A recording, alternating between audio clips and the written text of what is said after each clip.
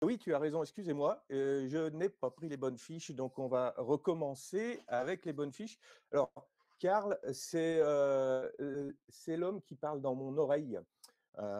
C'est lui qui me dit quand je fais des bêtises, on risque d'avoir quelques petites discussions comme ça dans la journée. C'est un petit peu mon Jiminy Cricket.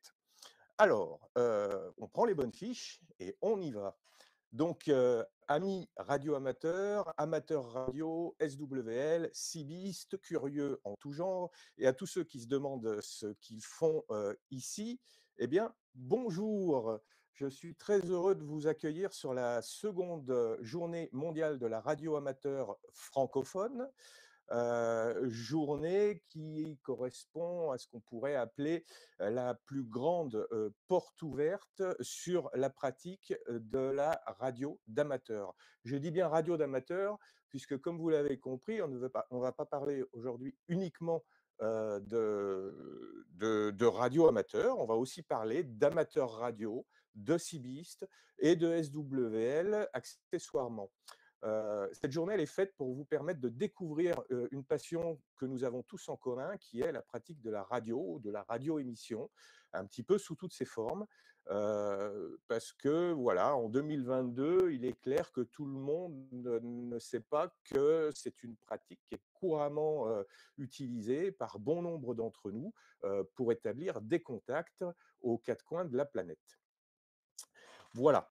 Donc, première chose, la JMRA, je viens de vous expliquer que c'était un petit peu un genre de porte ouverte, mais de porte ouverte virtuelle, si vous préférez, puisque voilà, on est sur Internet, on est sur YouTube, et on est parti pour un live YouTube de 12 heures. Donc, on va passer un petit moment ensemble. Donc, à tous ceux qui auront le courage de suivre le live YouTube de ce matin 10 heures jusqu'à ce soir 10 heures, d'avance, je vous dis bravo parce qu'il va falloir vous tenir à ça. Heu et vous verrez que tout au long de la journée, on va avoir bon nombre de sujets très intéressants. Il n'y aura pas moins que 22 radio-amateurs et amateurs radio qui vont se succéder, des intervenants qui vont se succéder avec différents supports de communication pour vous parler d'une thématique concernant la radio amateur. Je peux peut-être ajouter un truc, c'est que pour ceux qui étaient venus sur la journée mondiale de la radio amateur francophone l'an dernier, il y a une petite nouveauté cette année, il y a des cadeaux, alors une dizaine de cadeaux qui seront distribués suite à un tirage au sort la semaine prochaine à ceux qui auront participé. Alors, participer, c'est assez simple, hein. Alors voilà, vous voyez là, ça défile derrière. Ça, c'est un dipôle multibande 10, 20, 30, 40 mètres qui a été testé, positionné, réglé, etc. aux petits oignons. Et vous avez des kits de pièces aussi imprimés pour réaliser vous-même vos antennes. Il y aura également un ordinateur, voilà, ça c'est les mesures du dipôle, vous voyez qu'il va pas mal. Un ordinateur HP, je vous en parlerai un petit peu plus dans le détail de l'ordinateur HP dans un petit moment, mais qui a été préparé spécialement pour faire de la radio. Donc vous avez dessus tout un tas de logiciels spécifiques à la radio d'amateur qui vont vous permettre de découvrir peut-être certains pans de l'activité que vous n'avez encore pas explorés. Les spécifications, on reviendra un petit peu tout à l'heure dessus, hein. Mais voilà, un ensemble de cadeaux. Vous aurez également la possibilité de gagner un t-shirt, des livres qui sont dédicacés par les auteurs qui vont intervenir aujourd'hui tout au long de la journée pour présenter leurs livres et nous parler en l'occurrence de Cibi pour certains d'entre eux, de Raspberry Pi pour d'autres. Enfin, voilà, je vous dévoile pas tout maintenant. Je vous annonce juste qu'en plus des interventions, il y aura une ou deux vidéos qui seront projetées dans la journée, toujours en rapport avec la radio, bien évidemment.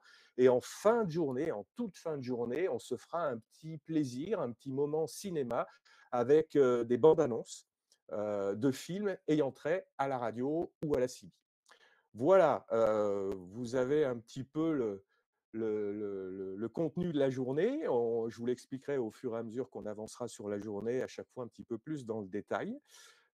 Il est 10h09. Je peux encore vous dire deux ou trois petites choses, et entre autres, qu'on va commencer là tout de suite, avec Mike, je pense qu'il doit être prêt. Le temps de le mettre en route. Notre ami Mike, il est sur le terrain avec un téléphone, portable et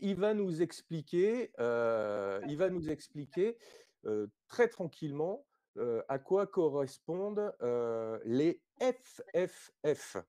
Les FFF, attention, je ne parle pas du groupe de musique, je parle des France Flora Fauna.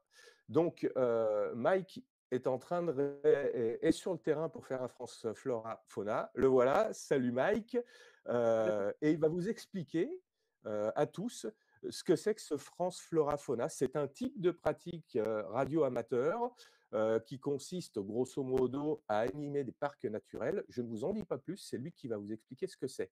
Mike, bonjour à toi et je te passe le micro tout de suite et je Bonjour à te tous, laisse nous expliquer tout ça. j'espère que tu m'entends bien, Fabrice. Oui, Tu m'entends bien, c'est bon? Bon, parce que oui, je suis un oui. petit peu loin de l'enregistrement. Donc bonjour à tous, concernant ce parc Faune et Flore aujourd'hui, eh ben, je suis venu m'installer à proximité de la maison. Je suis à 30 minutes de marche environ de chez moi et je suis venu en mode ce qu'on appelle go green, c'est-à-dire sans véhicule. Je suis venu à pied avec un petit chariot avec le matériel embarqué pour pouvoir m'installer sur cette zone qui est une zone ZNIEF. Donc, je ne vais pas rentrer dans le détail de ce que c'est cette zone. On verra un petit peu plus tard ce qui se passe. Mais d'ores et déjà, on a une grosse cartographie référente. Donc, j'avais passé un petit PowerPoint à Fabrice. Donc, sur cette cartographie-là, toutes les zones FFF sont référencées et, euh, et identifiées au niveau de la zone géographique. Et là, aujourd'hui, il y a 3230 zones transflorapona qui sont réparties sur tout le territoire. Aujourd'hui, je suis sur la référence 2516, qui est une référence donc, suite à une zone SNIEF, la butte de Poivrel. Alors, c'est dommage, tout à l'heure, il y avait un petit peu moins d'activité humaine, mais il y avait beaucoup plus d'activité amphibienne. C'est-à-dire on entendait pas mal les grenouilles. Alors, comment chercher ces zones? Eh bien, on a un autre site référence qui s'appelle Géoportail. Géoportail, en fonction des filtres qu'on y met. Ouais, merci pour le diapo, Fabrice. Donc, c'est sur la diapo 3 où je suis déjà arrivé. Ça, c'est tout ce qui est référencement FFF. Ça, c'est où je me situe actuellement. Et sur la diapo suivante, vous allez voir sur Géoportail, voilà. Là, vous voyez bien la zone identifiée. Cette zone ZNIEF est séparée en deux zones distinctes. Donc, il y en a une qui est à peine une dizaine de kilomètres d'ici, mais qui fait partie de la même réserve naturelle, puisqu'on y retrouve les mêmes insectes, il y a également la même flore. Et puis, on a un couloir migratoire d'oiseaux. Il y a plus de 120 espèces qui ont été référencées sur cette zone. Donc voilà, on se sert également de géoportail donc, pour pouvoir rechercher les zones, soit de ZNIAP, comme je viens de le dire, mais également d'autres zones. Donc nous, ce qui nous intéresse plus particulièrement, c'est le programme FFF, Flora Fauna, qui est accessible en www.ff.73s.fr. Donc le lien de redirection est juste en haut de la diapo. Et comme je le disais précédemment, donc on a 3230 zones FFF référencées aujourd'hui. Et puis, on a d'autres radioamateurs que moi qui activent, bien évidemment. Et le français le plus actif sur cette zone, je vais le mettre à l'honneur, c'est F4GYG, Golf Yankee Golf, Sam, qui à lui seul a activé 687 références FFF. Donc 687 sur 3230. Et une autre personne, donc dans notre jargon, on appelle ça des OM. Une autre personne que je vais mettre à l'honneur ce matin, c'est Delta Lima 2 November Delta UV, donc un voisin allemand qui à lui seul a contacté 2112 références sur les 3230, ce qui fait 65%. Donc ça prouve bien que ce programme-là est intéressant et intéressé, puisqu'il y a beaucoup d'activants et puis il y a également beaucoup de chasseurs. Donc des chasseurs qui sont fidèles au poste et il y en a qu'on a régulièrement dans nos logs, hein, qu'on contacte régulièrement, et c'est très intéressant. Pour faire tourner ce programme France Flora Fauna, il y a également deux autres personnes en plus de F4GYG. Il y a F4FCE, Pierre-Marie, qui est le coordinateur et qui gère la relation entre le programme France Flora Fauna et le programme mondial, Worldwide Flora Fauna. Donc ces deux programmes-là sont liés. En fait, le Worldwide regroupe tous les programmes Flora Fauna des différents pays qui veulent bien y adhérer. Et puis on a F4HRR, Fabien, qui lui s'occupe des diplômes, puisque des récompenses sont desservies pour les activants et également pour les chasseurs par palier. Donc tout est indiqué sur le site FFF, tout est repris sur le site WWFF. Et Fabien s'occupe justement des designs et de récompenser les plus grands chasseurs et les plus grands activants. Sur la diaporama suivante, donc on voit tout ce qui peut être référencé en parc fauniflore. Ce sont les parcs naturels nationaux, les régionaux, les réserves naturelles, les zones Natura 2000, les zones Ramsar, le site du Conservatoire du littoral, le site du Conservatoire des espaces sensibles, les parcs naturels marins, les zones ZNIEF comme aujourd'hui, et puis également d'autres programmes, arrêtés de biotopes, biosphère, forêts départementales et communales, et les géotopes et géoparcs. Voilà, voilà ce qu'on peut remettre en référence dans le programme Flora Fauna. Il y a des conditions pour ça. Donc, quand on vient activer une zone fauniflore, on doit au minimum réaliser 44 contacts en bande HF. Donc, désormais, on peut faire ça que sur une bande si on le souhaite. Auparavant, il fallait un minimum de bandes, mais maintenant, une bande est suffisante. Donc, 44 contacts doivent être réalisés en HF. Si on décide d'utiliser le VHF ou l'UHF, c'est limité à 15 contacts. Et puis, on entend souvent les salutations dans ce programme avec, on envoie les 73 et 44. Donc, 73, c'est la cordialité, la salutation, et le 44 est utilisé uniquement dans ce programme. Et pourquoi ce 44 ? Le premier 4 représente les 4 points cardinaux, nord, est, sud et ouest. Et le 4 suivant représente les 4 éléments, la terre, l'eau, l'air et le feu. Voilà pourquoi ce symbole est utilisé dans ce programme-là et dans les salutations des gens que l'on contacte. Sur la dernière diapo suivante, donc, vous verrez où je suis installé actuellement. Donc, sur cette zone particulièrement, donc là, je suis sous le petit appentis qu'on voit en arrière-plan sur la photo. Je me suis situé à l'intérieur. Donc là, en fait, je filme à l'envers de la photo qui a été réalisée précédemment. Et il y a une étendue d'eau qui est là, qui est alimentée par une source. Mais il n'y a pas de rivière ensuite parce que le fond fuit un peu. Donc ça s'autorégule tout seul. Mais dedans, on y trouve beaucoup d'amphibiens. Ce matin, on entendait bien que c'était la saison de reproduction et ça croissait pas mal. Donc il y a beaucoup de grenouilles. Et on a également quelques animaux qui viennent s'y abreuver. Voilà. Donc, ce site est également prisé. On va voir pas mal de visiteurs aujourd'hui. Il y a un groupe de marche qui va arriver ensuite. Donc, pour ma part, je vais pas tarder à lancer les émissions d'ici 5 à 10 minutes à peu près, pour essayer de rentrer en contact avec le plus de personnes possible, avec le minimum de 44. Voilà une rapide présentation, Fabrice, de ce programme. Mais bien sûr, je suis à ta disposition encore pour quelques temps si tu le souhaites. S'il y a eu des échanges dans le chatbox, parce que d'ici, je ne vois pas vraiment. Je suis sur smartphone, donc ce n'est pas évident. Juste avant ça, je fais juste un rapide point sur le matériel utilisé. Donc, j'ai un émetteur HF qui fait également UHF, VHF, mais aujourd'hui, je me consacrerai uniquement à la partie HF. Donc, l'émetteur est ici. Je ferai de la phonie, j'ai pris mon micro. Je ferai également un petit peu de télégraphie. J'ai pris ma clé. Et je ne serai actif que sur 2 bandes, puisque l'antenne qui est en arrière-plan derrière, c'est du fil électrique qui est tendu le long d'une canne à pêche, avec une trappe sur le tiers haut. Donc une trappe qui permet de pouvoir switcher entre le 40 mètres et le 20 mètres, donc 2 bandes distinctes, sans avoir aucune intervention à faire. Donc il y a un petit réglage qui se fait par le point d'attaque. Donc là, je vais régler en m'installant. Sur cette antenne, je remets GYG à l'honneur puisque c'est lui le concepteur. C'est lui qui a fait cette réalisation et qui a gentiment bien voulu partager le fruit de son travail avec moi.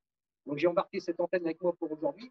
Et donc sur le premier tiers de l'antenne, c'est un fil électrique de diamètre 1,5. Ensuite, on a une bobine qui est réalisée, enfin pas une bobine, une trappe, excusez-moi, qui est réalisée en coaxial pour pouvoir permettre de switcher entre le 20 et 40. Et sur les 2 tiers restants, du fil électrique. Au sol, les radios en contrepoids, donc on peut faire varier le nombre selon la stabilité du ROS que l'on veut conserver. Donc là, je rentre un petit peu plus dans la technique que vous verrez avec d'autres intervenants. Et puis, j'ai à peine 10 mètres de coaxial parce que bien souvent, la station émettrice est très très proche de l'antenne. Voilà, Fabrice, si tu as quelques interrogations, quelques questions, je suis à ton écoute. Et puis, sinon, je vais pouvoir éventuellement commencer les émissions. Donc, pour les chasseurs, je m'étais mis sur 7068. Ça n'a pas l'air de chanter beaucoup. Il n'y a pas l'air d'y avoir trop d'activité sur les fréquences avoisinantes. Donc, pour les chasseurs, 7068. Et puis, sinon, je lancerai quelques appels en attendant que l'info arrive sur les clusters. Pour valoriser ces contacts, pour pouvoir les saisir, j'utilise moi personnellement l'application Outlog depuis mon smartphone. Donc j'ai abandonné le papier et le crayon. Je suis dorénavant sur une application smartphone, donc Outlog, et je rentre les indicatifs les uns derrière les autres en fonction de ce que j'ai pré-renseigné auparavant, la fréquence et le mode. Et puis tout est comptabilisé. Et également ce qu'on appelle park-to-park. Donc le park-to-park, c'est le fait de contacter un autre opérateur qui est également actif sur un parc faune et flore, peu importe le pays, pas forcément sur le programme français. Mais donc ça, j'aime bien aussi, une fois que j'ai fait mon quota, une fois que j'ai fait mes 44 QSO, me mettre ce qu'on appelle en mode chasseur et non plus activant. Et j'essaye d'aller contacter les copains qui sont également, eux, en portable sur d'autres parcs pour pouvoir entrer en contact avec lui. Et ce matin, j'ai pu aller saluer un Russe juste avant d'intervenir en vidéo sur la bande des 20 mètres, donc le 14 MHz, en télégraphie. Et lui était également actif depuis un parc. Voilà, Fabrice, la présentation de ce programme France Flora Fauna. Et je reste encore un petit peu à ton écoute et puis après, je lance les hostilités. Pas de problème, Mike. Merci pour la présentation. C'était très intéressant. Je vais peut-être revenir sur un ou deux aspects très techniques, enfin, pas très techniques, mais techniques des France Flora Fauna. Entre autres, le choix des fréquences. C'est-à-dire que tu nous as parlé des bandes sur lesquelles tu allais trafiquer là ce matin. Donc là-dessus, il n'y a pas de problème. Mais après, quand on fait les France Flora Fauna, comme les gens qui font les SOTA, par exemple, ont des fréquences sur le 20 mètres qui sont connues pour être les fréquences réservées un petit peu pour les SOTA. Est-ce que pour les France Flora Fauna, c'est la même chose? Est-ce qu'il y a des fréquences? Voilà. Et où on les trouve? Alors, on peut les trouver sur le site WWFF. Il y en a une qui est très connue, c'est le 7144. Donc 7144, c'est une fréquence qui est très très très utilisée pour tout ce qui est parc faune et flore. Il faut savoir que nos amis belges, pour certains, selon le niveau de licence qu'ils ont, ils n'ont pas accès à cette fréquence-là.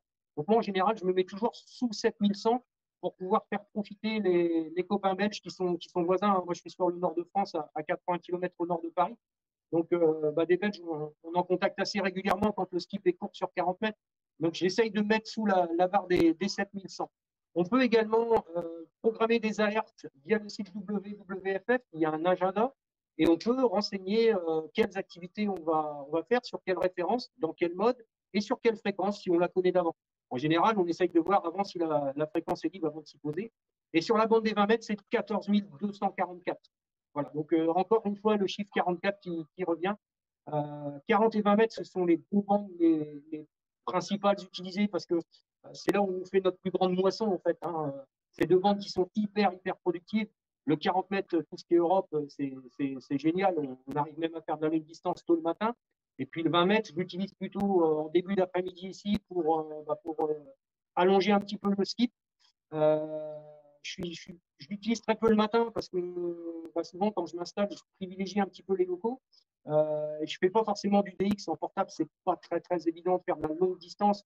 On a des petites puissances, moi j'utilise 50 watts, une batterie déchargelante de camping-car, donc voilà, c'est assez archaïque. Mais l'après-midi, j'utilise la bande 20 mètres plutôt pour le continent américain. Voilà, bah, je ne vais pas rester 7,068 puisque j'entends que ça chahute un petit peu. Donc, je vais me décaler. Là, je vais attendre un petit peu 7,070 pour les chasseurs. Mais 7,068, il y avait un petit peu de chahut. Il y a un autre problème qui s'installait un petit peu plus bas. Donc, on va essayer de se mettre là où on n'est pas perturbé et où on ne perturbe personne. Est-ce que ça répond à ta question, Fabrice? Absolument, parfaitement. Autre petite question, tu nous parlais d'une batterie de 50 watts. Est-ce qu'elle est visible là ou est-ce qu'elle est calée sous la table et, et ça va être compliqué de nous la montrer? Et La quelle batterie? autonomie tu as avec ça? Alors, c'est une batterie de déchargement de camping-car qui peut être visible. Je vais vous l'enlever un petit peu. Par contre, le gros inconvénient, c'est que c'est très lourd. Donc Oui, voilà, ça ressemble un peu à une batterie de voiture, hein. Donc c'est une batterie accessoire camping-car. L'autonomie, quand c'est neuf, tu tiens avec 100 watts, tu tiens la journée, donc quasiment 8 heures. Là, au jour d'aujourd'hui, je trafique avec des puissances, on dit plus QRP, hein, donc avec un petit peu moins de puissance, je tiens encore 8 heures. Donc voilà, je tiens la journée avec cette batterie-là. Son gros inconvénient, c'est son poids. Voilà, donc oui, je suis en train de voir également pour financer dans une batterie plus légère, du type de celles qui sont utilisées par les Sotaïs, donc des batteries au lithium ou qui ont à peu près le même rendement, euh, mais qui sont beaucoup plus légères pour être embarquées. absolument, absolument. Quand tu parles de puissance QRP là, hein, je rappelle que l'idée, c'est vraiment de présenter ça à tout le monde et donc il y a des gens qui nous suivent qui connaissent peut-être vraiment rien du tout en radio. Donc quand, un radioamateur parle de puissance QRP, c'est qu'il parle de petite puissance. Généralement, il est entendu que c'est moins de 20 watts. La plus utilisée, et pour les puristes, on va dire, c'est même 5 watts. Mais en gros, ça veut dire que là, tu trafiques avec moins de 5 watts. Quelle est la puissance que tu utilises là pour trafiquer aujourd'hui? Alors, quand je démarre l'activité, je me mets à 50 watts pour pouvoir me faire entendre dans les premiers temps. Et après, souvent, je descends sous la barre des 10 watts parce qu'il n'y a plus d'utilité d'avoir des grosses puissances. Une fois que tu es entendu, c'est surtout les chasseurs qui se perturbent entre eux. Mais les chasseurs, eux, en général, ils t'entendent. Donc voilà, il faut vraiment que les conditions soient mauvaises. Où là, je reste sur des puissances de 50, 60 watts. Par contre, dès lors que je bascule en télégraphie, il n'y a plus besoin d'avoir des puissances phénoménales. En télégraphie, 5 watts, voire même 1 watt, hein, sont largement suffisants pour établir le contact. Ce qui fait que on consomme beaucoup, beaucoup moins d'énergie. Et d'une part, on peut aller beaucoup, beaucoup plus loin dans le temps si on veut rester la journée sur la même activité. D'accord. Alors, autre question, est-ce qu'il t'est déjà arrivé en faisant des animations France Flora Fauna, des activations, pardon, de devoir mettre en place un split de plus 5, plus 10 kHz, tellement tu avais du monde et qu'à un moment donné, ça devenait ingérable, ou est-ce que jusqu'à maintenant, il n'y a jamais eu besoin de faire ce genre de petite manip? Non, pour gérer ce qu'on appelle un pile-up, quand il y a vraiment beaucoup, beaucoup de stations qui appellent, il y a une autre variante qui peut être utilisée, c'est de faire nombre par nombre. Donc, step by step, number by number, ça c'est pour les anglophones. Donc, en fait, on prend d'abord le numéro 0, numéro 1, ou alors on fait carrément des coups de loterie, on ne fait pas dans l'ordre. Ça, c'est un choix. Quand il y a des gros D'ac- pile-up à gérer, moi, je préfère utiliser cette technique que de passer en split. Bon, et il faut savoir que dans le programme Faune et Flore, c'est gérable. Il y a une centaine de chasseurs réguliers, et une fois que ces temps-là sont passés, c'est quand même beaucoup plus calme. Donc, D'accord. la mise en route, une fois qu'on est sur les clusters, surtout lorsqu'on fait un new one, hein, une nouvelle référence, il y a vraiment beaucoup de monde dès le début de l'activité. Dès lors qu'on est sorti sur les clusters, tout le monde arrive. Et je veux dire, au bout d'une demi-heure, des fois, ça se calme. Donc, ça devient facilement gérable. Et il y a des indicatifs, quand on active assez souvent, ou qu'on est chasseur assez souvent, des indicatifs qu'on reconnaît à la première syllabe, je veux dire, ou à l'intonation de voix, même sans avoir l'indicatif complet. Le cerveau fait qu'on arrive à l'inscrire correctement. Et voilà. Donc, je préfère cette technique-là, moi, nombre par nombre, que de travailler en fréquence décalée, donc ce qu'on appelle la fréquence split. Tu sais s'il y a des activateurs FFF qui ont déjà mis en place des splits comme ça, si c'est arrivé Alors, ou pas FFF, spécialement? non, mais j'ai un camarade italien qui oui. J'ai un camarade italien qui, oui, utilise le split pour pouvoir gérer justement toutes ces activités. Alors, tu parles d'un camarade italien. Sous-entendu, on est bien d'accord, on sait que par exemple aux États-Unis, en Italie, dans d'autres pays, il y a des équivalents, des France Flora Fauna, donc c'est des activateurs de parcs, hein, la plupart du temps. Est-ce que tu connais 2-3 références, équivalentes aux France Flora Fauna en Europe ou ailleurs? Ah bah, en fait, nous, France Flora Fauna F, c'est notre indicatif à nous, radioamateur français, qui démarre par le F. Et ben, ça, pour les Italiens, ça va être le I, Italian. Donc, pour les Espagnols, c'est EA. Pour les Australiens, c'est VK. Enfin voilà, chaque programme a sa propre référence. Et il peut même y avoir des déclinaisons, les E8 pour les Baléares, etc. Donc, effectivement, il y a tout un tas de programmes et chaque programme a sa propre référence. Merci pour la réponse. Donc, il est clair que voilà, c'est flora fauna et en amont, la première lettre, elle correspond au pays, ou en Tout à tout fait. cas à la première lettre de l'indicatif du pays concerné. Ça, c'est intéressant de le savoir. Tu nous parlais tout à l'heure de l'antenne de GYG que tu utilises derrière toi, qui est donc du fil électrique sur une canne à pêche d'environ 6-7 mètres, a priori. Ça doit être la bonne vieille canne à pêche Décathlon qu'on achète tous quand on bricole comme ça. C'est tout. Tu disais, il y a à 1/3 de la hauteur, il y a une self, donc qui permet effectivement de faire la coupure et de pouvoir trafiquer sur tes 2 bandes. Heu et à la base, j'ai un réglage. À la base, est-ce que tu as aussi une self et tu te piques à un endroit différent de la self au point d'alimentation? Non, C'est quoi le non, réglage? pas du tout. C'est juste la self là, elle fait juste la juxtaposition entre le 20 et le 40. En fait, l'antenne, elle est conçue pour le 20 mètres et la self permet d'agrandir la longueur électrique pour le 40 mètres. Par contre, la hauteur du point d'attaque, c'est-à-dire que si je fais varier la hauteur du point d'attaque de l'antenne, je vais changer l'accord sur la bande sur laquelle je suis. Donc, je serai plus ou Mmh. moins haut en fréquence. Donc, il faut jouer avec ça. Donc, en fait, au bout de l'antenne, on a fait une petite boucle et on met un serre lacet sur les lacets de running. Ceux qui font de la course à pied, ils connaissent ça. Donc, il y a un petit ressort et on fait passer le lacet à l'intérieur pour faire tenir la boucle. Ben là, c'est le même principe. Et comme ça, on peut jouer avec la longueur électrique de l'antenne et remonter ou descendre le point d'attaque. Et en fonction de D'accord. ça, eh ben, on se stabilise dans la bande de fréquence parce que l'inconvénient du portable, c'est que les plans de sol sont différents d'un endroit à l'autre. On peut être dans du sable, on peut être dans de la terre. Là, je suis à côté d'un point d'eau, donc c'est génial.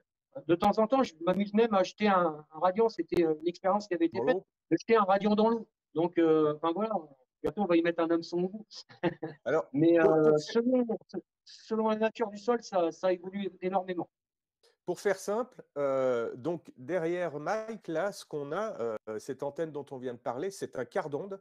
Sa longueur physique correspond, au quart d'une longueur d'onde et ici, en l'occurrence, comme l'expliquait Mike, il y a la petite self qui permet de rallonger physiquement, l'antenne pour pouvoir trafiquer sur la deuxième bande. C'est-à-dire que ça elle joue un rôle de trappe.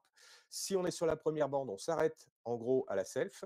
Si on passe sur la deuxième bande, la self va rentrer en jeu, elle va faire son boulot, elle nous permet de raccourcir d'une part la longueur de fil qu'il va falloir mettre au-dessus, parce que les cannes à pêche, à un moment donné, ça ne peut pas monter plus haut qu'une certaine taille, et puis on essaye d'éviter de se trimballer avec des mâts de 25 mètres dans le sac à dos. Donc, généralement, voilà, on est sur du 6-7 mètres. Eh bien, quand on a des hauteurs comme ça, c'est la self qui va nous permettre, avec une longueur totale de 6-7 mètres, d'avoir quand même une antenne dont le quart d'onde serait pour le 40 mètres 10 mètres. Voilà, un petit peu en expliquant rapidement comment ça fonctionne, cette petite affaire derrière. Et une antenne comme ça, c'est donc un fil vertical et des radiants au sol qui représentent un plan de sol artificiel avec un plan de sol qui sera plus ou moins efficace, comme le disait Mike à l'instant, en fonction de sa nature, de son humidité, de si on est sur du caillou, de l'argile, de l'eau, etc. Je ne reviens pas, ça vient d'être expliqué. Euh, voilà le fonctionnement. Et donc, cette antenne-là, quart d'onde, avec son plan de sol artificiel, quand elle va travailler, elle va en fait travailler comme un dipôle, c'est-à-dire qu'on aura le miroir du quart d'onde dans le sol. Et finalement, on alimente ce fil par le bout avec notre câble coaxial. On a l'âme qui sort d'un côté et la tresse de l'autre. Et on va envoyer la tresse sur les radiants qui représentent le plan de sol artificiel et l'âme sur le fil qui monte, qui est le brin rayonnant. Et donc, au final, avec le plan de sol artificiel, on retrouve, il y a comme un effet miroir, on retrouve en dessous le quart d'onde et donc on se retrouve finalement à trafiquer avec ce qu'on pourrait appeler un dipôle, demi-onde. Voilà. Peut-être qu'on reviendra sur les antennes un peu plus dans le détail, mais voilà le grand principe de fonctionnement de cette petite affaire. Mike, tu fais à peu près quelle distance en règle générale la plupart du temps avec ce type d'antenne et l'installation que tu as? Donc, on le disait, 50 watts pour appeler, après aux alentours de 10 watts pour entretenir les contacts. Quelle est la distance la plus moyenne, on va dire, que tu fais? Jusqu'à présent, régulièrement l'après-midi, je fais le Nord-Amérique, mais je fais plutôt la côte Est que la côte Ouest. Ouais. Voilà. Donc, le Canada et les USA, il y a des chasseurs qui viennent régulièrement me chercher, mais ils sont plutôt basés vers la côte Est. Après, ce que j'ai expliqué, hein, si le 20 mètres, j'utilise plutôt en après-midi que le matin. Il y a des OM qui arrivent à faire l'Australie le matin sur 20 mètres avec ce type d'antenne. Donc voilà. Tout dépend des conditions, etc. Moi, pour ma part, régulièrement, à chaque sortie, j'essaye d'être toujours un petit peu actif en début d'après-midi pour permettre, avec le décalage horaire au continent américain, de venir me contacter. OK. Bah, écoute, je te remercie pour la petite intervention, pour les réponses aux questions. On s'était entendu sur le fait qu'on allait se quitter ben, en t'écoutant trafiquer. Donc, eh bien, je vais te laisser prendre le micro. Karl va te repasser à l'écran principalement là tout seul. Et puis, on va passer quelques minutes avec toi pendant que tu lances ton activité France Flora Fauna sur l'air. Et puis derrière, eh ben, on passera à l'intervenant suivant tranquillement. Et pour l'instant, Mike, c'est à toi. On te regarde Très bien. travailler un petit peu. Eh bien, je vous salue tous, puisque une fois que l'activité est lancée, c'est assez compliqué de pouvoir s'arrêter comme ça. Donc, dans notre jargon 73 à tous, je vous souhaite un bon week-end pascal. Et puis, je vous dis à très, très bientôt. Je m'excuse pour les francophones, mais là, je vais lancer appel principalement en anglais, puisque dans un premier temps, ce sont les Européens qui viennent nous chercher. Bonne journée, bon week-end Pascal, et merci de m'avoir laissé présenter ce programme. Thank you, French Flora Fauna, Foxtrot 4, Hotel Zulu Radio Portable, French Flora Fauna 2516, QRZ.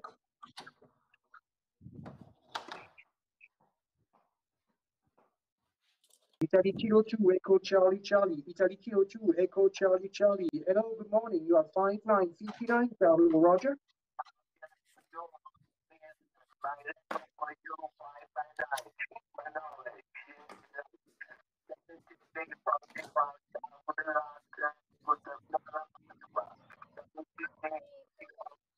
Grazie mille, 7344, buona giornata, Foxtrot 4 Hotel Zulu Radio Portable, QRZ. India Zulu 2, Bravo Hotel Quebec, hello Giorgio 59.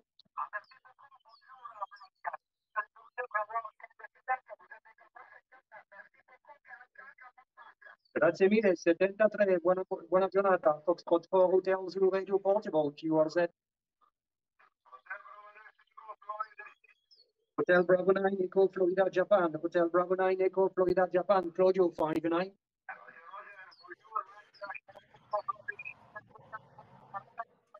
Level 44, thank you. Sugar Papa 8 Lima, Echo Papa, Arthur. Sugar Papa 8 Lima, Echo Papa, Arthur 59.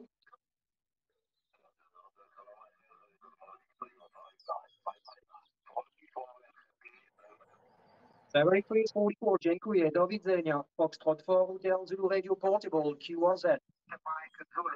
The station with Mike Zulu on the last letter, your full code. Mike Zulu, your full code. Italy Zulu 5, Italy Zulu 2, Juliette Mexico Zulu 2. QSL Giovanni, Italy Zulu 5, Japan, Mexico Zulu 59 for you, sir. 73, have a nice day. Bye-bye. Bye-bye, thank you, Buona Pasqua. Buona Pasqua. Foxtrot 4 Hotel Zulu Radio Portable, QRZ. Papa Alpha 1 Hotel, Harry, Papa Alpha 1 Hotel, good morning, 59.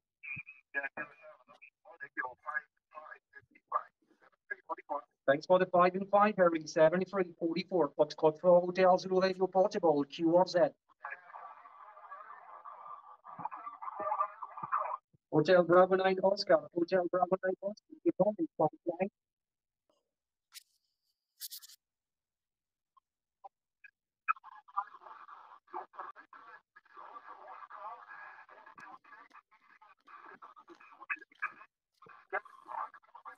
GSL Hotel Bravo 9 Oscar, Mr. Oscar, we are 59 plus here in North for the Prince.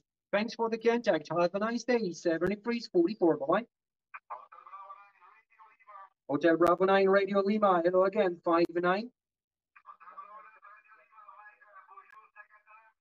USL and Hotel Bravo 9 Whiskey Florida, Florida. Oscar Bravo 9 Whiskey Florida, Florida. 59 also. You confirm? Ok. Alors, eh bien, on va laisser Mike terminer tranquillement son 44. activation Thank you. sur Foxtrot le 4 Hotel Rafona. Radio Portugal. On le QSL. remercie encore pour son intervention. Ça a été vraiment, je pense, très intéressant. Je ne pense pas que tout le monde connaisse les activations de ce type-là. C'est une activation vraiment spécifique. Et on entend derrière que voilà, il y a du contact. Hein, il ne fait pas semblant. il est en train de rentrer des QRZ dans sa liste là. Et je pense que les 44 contacts à atteindre pour valider le France Flora Fauna d'aujourd'hui, il va les atteindre sans trop de difficultés. Voilà. Alors, peut-être avant de passer à l'intervenant suivant, revenir un tout petit peu sur l'histoire des cadeaux. Je vous ai dit tout à l'heure qu'il y avait des cadeaux à gagner aujourd'hui. Et comment on fait pour les gagner, ces cadeaux, hein? Eh ben, ça va être assez simple. En fait, l'idée, c'est de faire un don au petit radioscope illustré. Tout simplement. Et c'est un don de minimum 5 € et ça va fonctionner par tranche de 5 €. C'est-à-dire que si vous faites un don de 5 € au petit radioscope illustré, ça vous fera l'équivalent, si vous voulez, d'un ticket. Si vous faites un don de 10 €, vous aurez 2 tickets. Si vous faites un don de 20 €, vous aurez 4 tickets, etc., etc. La semaine prochaine, je vous donnerai rendez-vous sur un petit live YouTube où je ferai le tirage au sort. Donc, on mettra tout ça dans un chapeau, hein, et on fera tirer une main innocente, bien évidemment, et on saura qui gagne quoi. C'est-à-dire qu'il y a une dizaine de lots que vous voyez défiler là actuellement. Ordinateur, antenne dipôle filaire multibande, des livres, un récepteur SDR qu'on voit là qui est sur la table devant l'ordinateur. Je vous parlerai dans la journée à plusieurs reprises, hein, des lots un petit peu plus précisément. Des kits de pièces pour monter des antennes, un t-shirt le radioscope, une plaque en plexi avec l'indicatif de la station et un petit peu de lumière pour illuminer tout ça, pour mettre dans le chac radio. Voilà un petit peu tous les cadeaux que vous allez pouvoir gagner tout au long de la journée, simplement en faisant un don au petit radioscope illustré. Donc, comment on fait un don? Simplement, on se rend sur le site le petit radioscope illustré. Alors, vous tapez le radioscope sur Internet, hein, vous arriverez dessus. Sinon, sous la vidéo, là, je vous ai mis tous les liens utiles. Donc, je vous ai mis comment faire un don, où aller pour faire le don, etc. Cliquez sur le bouton PayPal et faire un don. Tout est expliqué juste en dessous de la vidéo. Donc, de quand à quand vous pouvez faire ces dons? Parce qu'il est bien évident que ça ne va pas durer indéfiniment. Donc, tous les dons qui seront pris en compte, c'est à compter de maintenant jusqu'au 18 avril minuit. Pourquoi le 18 avril? Puisque c'est la journée officielle des radioamateurs. C'est le WARD 2022, le 18. Vous savez que la JMRAF, elle est issue et initiée par le WARD 2021, en l'occurrence. WARD, World Amateur Radio Day, d'accord? Donc la journée mondiale des radioamateurs. L'an dernier, il y avait confinement. Ce confinement nous empêchait d'ouvrir les portes de nos radioclubs, puisque c'est une journée pendant laquelle les radioamateurs activent les fréquences un peu plus qu'à l'habitude, et puis ouvrent les portes des radioclubs, font des portes ouvertes au grand public, et ça permet de générer des nouveaux radioamateurs. Simplement, voilà, de faire le travail qu'on fait tous aujourd'hui, qui est de transmettre notre passion, de faire découvrir notre passion à des gens qui ne connaissent pas forcément, et de les amener à avoir envie de faire comme nous et donc de devenir radio-amateurs et de rentrer dans nos radioclubs. Le confinement empêchant cela, il fallait bien trouver une solution pour continuer à promouvoir l'activité et à montrer un petit peu ce qu'on faisait.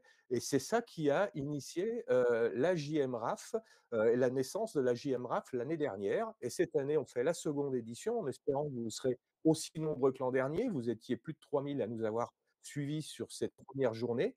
bien que le confinement ne soit plus d'actualité là tout de suite et que les salons radio amateurs, ont redémarré, que les radioclubs peuvent réouvrir leurs portes, on continue la JMRAF, qui est une porte ouverte virtuelle, certes, mais ça a été plutôt plébiscité l'an dernier. Donc, on va voir si, hors période de confinement, vous êtes toujours aussi nombreux à nous suivre ou pas. Et si c'est le cas, il y a des chances qu'on continue encore dans les années à venir à faire des JMRAF. Voilà, je vous le dis tout de suite.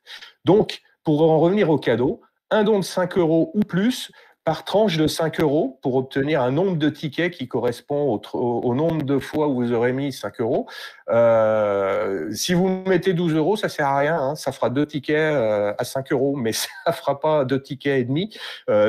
Et voilà, ça fonctionne avec des tranches de 5 €.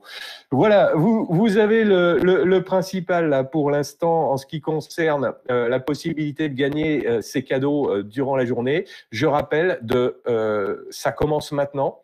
Et le 18 à minuit, c'est terminé. Tous les dons qui arriveront après ne seront pas comptabilisés, ou en tout cas ne seront pas tirés au sort. Vous pouvez toujours donner, hein, le Radioscope a besoin pour fonctionner, pour créer des journées comme aujourd'hui et faire différentes activités, d'avoir un peu de financement derrière. Donc les dons sont toujours, tout au long de l'année, les bienvenus.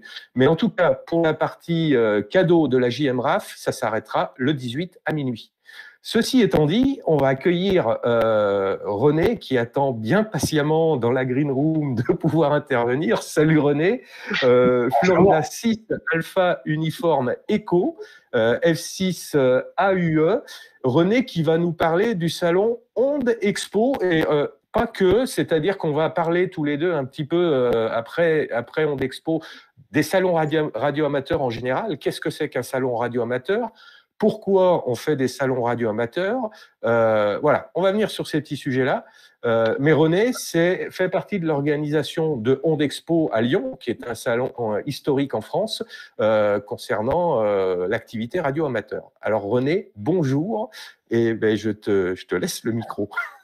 Bonjour Fabrice, bonjour à tous, bonjour Fabrice, bonjour à tous. Alors, nous allons parler pendant quelques minutes effectivement du salon Onde Expo, qui est un salon organisé dans la région lyonnaise, qui en général a lieu tous les ans plutôt en fin de premier trimestre. Et c'est un salon donc annuel. Et nous avions cette année la 30e édition qui a eu lieu le 2 avril dernier. Et qui a été marqué en plus par des conditions météorologiques absolument exécrables, mais quand même, il y avait beaucoup de chaleur à l'intérieur du salon, et ça, c'est absolument superbe. Alors, Onde Expo, c'est un salon annuel qui est organisé par l'association locale, le REF 69, le réseau des émetteurs français du Rhône, et son radio club, donc F8 KLY. Et puis, là, vous voyez passer quelques images de ce salon avec les professionnels, bien évidemment, qui sont nécessaires pour la vie des salons. Donc là, on voit des présentations, des kits qui étaient prévus pour les personnes qui ont envie un petit peu de s'amuser. Romoul qui lui est là avec chaque année pour présenter ses composants, ses pièces, enfin tout ce dont on a besoin. Voilà. Et puis un nouveau venu chez nous qui était Microstore, qui se spécialise dans tout ce qui concerne le QRP. Donc on parlait un petit peu de QRP tout à l'heure. Voilà. Donc, Microstore s'était organisé là-dessus. Ensuite, on a les associations, bien évidemment, qui sont présentes. Ici, vous avez la DRASEC, Sécurité Civile, qui est également présente tous les ans, qui présente ses balises. Et puis, bien évidemment, tous les radioclubs de la région qui souhaitaient venir présenter leurs activités. Ici, on a le radioclub de la région stéphanoise. Ici, un radioclub très connu des gens qui sont fans de la télévision, la TV, 6KIO, toujours très en pointe dans les hyperfréquences. Donc qui présentait. Et puis nous avions aussi cette année, la dernière fois aussi, le stand du réseau des émetteurs français, l'association nationale, qui amenait et présentait un petit peu toutes les revues que l'on peut trouver sur notre passion radio. Voilà.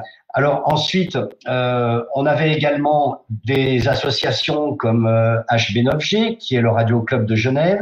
C'est la deuxième fois que nous les accueillons. Et ça, c'était très intéressant. Voilà, ça permet de faire une journée un petit peu internationale, si on peut dire. Et puis des associations qui se dédient à la promotion de la science en général. Ici, on a Creative Science, qui essaye d'intéresser tous les jeunes. Nous avions activé, bien évidemment, ce jour-là, la station F8 KLY en portable avec ici Hubert, 6CWA, qui faisait un petit peu de télégraphie, qui a fait quelques contacts pour activer la station ce jour-là. Voilà, donc c'est une journée qui est très bon enfant, avec une très bonne ambiance. Ici, on voit le stand, enfin pas le stand, mais la zone des associations, et avec tout ce beau monde très intéressé qui discute. Alors, il y avait également des véhicules à l'extérieur du salon. Ici, on voit le véhicule du RCNEG, du Radio Club des gaziers électriciens, assez orienté télévision également. Et puis, nous avions un autre véhicule, tout nouveau, celui-là, le véhicule de l'Agence nationale des fréquences, l'ANFR, qui est venu montrer son savoir-faire avec un matériel extrêmement performant, comment repérer des sources perturbatrices un petit peu sur sur tout le spectre des fréquences. Donc des gens très bien équipés, très bien formés et qui ont montré ce jour-là leur savoir-faire avec un véhicule mais vraiment top niveau en termes d'équipement, d'analyseur de spectre, d'antenne et de matériel de mesure. Voilà. Donc ça, c'était tout ce qui concernait un petit peu les associations et les présentations. Bien évidemment, on avait aussi tous les brocanteurs, le matériel de matériel d'occasion, où on pouvait trouver un petit peu du matériel de mesure, des appareils anciens. Et puis, nous avons chaque année essayé de trouver des présentations qui sortent un petit peu de l'ordinaire. Donc, cette année, nous avions deux conférenciers de très grande qualité. Ici, nous voyons une conférence donnée par Franck, Foxcat Italie Echo W, Whisky, qui a parlé des ELF, des VLF et de tout ce qu'on peut entendre sur ces bandes de fréquences un peu mystérieuses, mais qui finalement sont très, très chargées. Il y a beaucoup de choses à écouter. Donc, comment les écouter? Voilà. Et ces deux conférences ont eu beaucoup de succès. Nous avions également une autre conférence présentée par un astrophysicien, Léo Boss, un jeune astrophysicien de grande compétence, qui nous a parlé de l'activité solaire et de son retentissement sur la propagation des ondes, puisque bien évidemment, le Soleil joue beaucoup sur la propagation de nos ondes. Voilà, donc c'était une journée très, très chargée en émotions, en plaisir, en bonheur, en sourire. Et tout ce beau monde, on va pas oublier quand même quelque chose qui est relativement important. J'ai malheureusement pas de photos disponibles, mais je voudrais aussi remercier toutes les YL que nous avions conviées pour restaurer tout ce gentil monde au bar, emmené par Charles à Fox 4 HAI, qui a managé ces YL de manière parfaite et qui a pu désaltérer et alimenter tout le monde.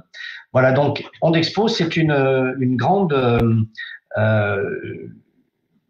un grand rendez-vous tous les ans en début d'année.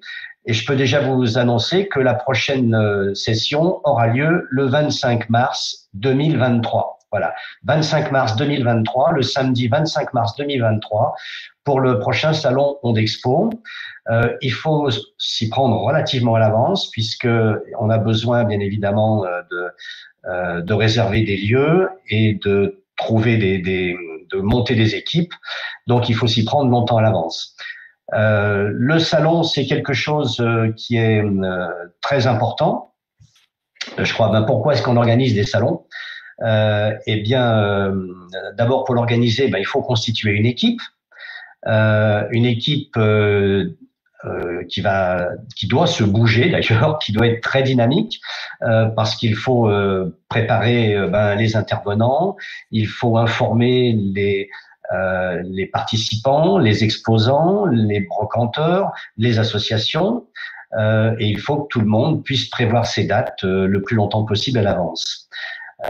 Donc, on prévoit en général les professionnels le plus longtemps possible à l'avance pour qu'ils puissent se préparer. Et puis, on va organiser tout ce qui est nécessaire pour que ce qu'on appelle les semi-professionnels, qui sont pas des professionnels, mais des brocanteurs, donc des particuliers ou des associations, qui vont avoir du matériel d'occasion à vendre, et ça permet comme ça à chacun de trouver son bonheur dans tout ce qui est présenté. Donc, on invite les professionnels, les associations.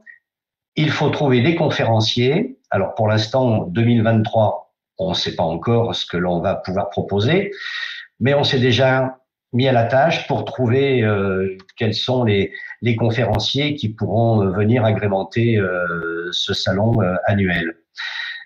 Alors, le salon, c'est quelque chose qui est même très important dans la vie radio-amateur, parce que d'abord, c'est un marquage de notre vie. Il permet aux OM de la région de se retrouver, puisqu'on on s'entend souvent par radio, par micro interposé, par manipulateur interposé ou par clavier interposé. Donc là, on peut se retrouver physiquement, discuter, échanger, rire et passer un bon moment. Donc ça, c'est le côté convivial, et la convivialité est quelque chose d'important que nous essayons de maintenir et de développer au sein d'Ondexpo. Et puis, il faut savoir également que Ondexpo, enfin tous les salons radioamateurs, participent au maintien d'un écosystème, puisque donc les professionnels sont présents, ce qui leur permet de montrer leurs activités, leurs produits, ce sur quoi ils sont spécialisés. Ça permet également aux OM qui souhaitent acquérir du matériel, de le trouver et de le voir, de le toucher, si on peut dire. Donc, c'est quelque chose qui est extrêmement important, à la fois pour la convivialité, pour le maintien de l'écosystème.